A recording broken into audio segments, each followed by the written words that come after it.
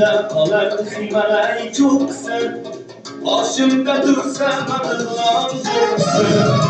Ağzımda kalan kereviz çoksun, başımda dursa andıcan doksun. Ağlardan mağlumen tağlardan galan,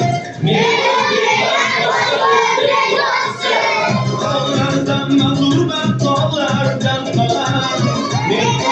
Ben başta bir çoksun, ben başta bir çoksun.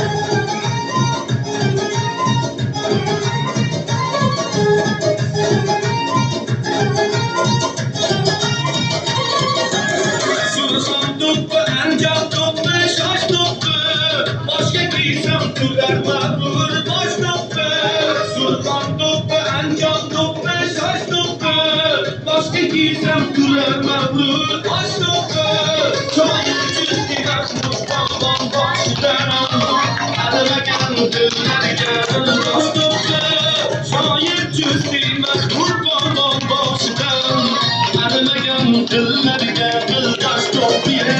Ağzımda kalan kıymalay çoksun, başımda dursa andıcan çoksun.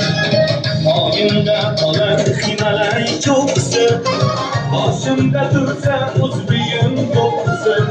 Ağlardan mağlup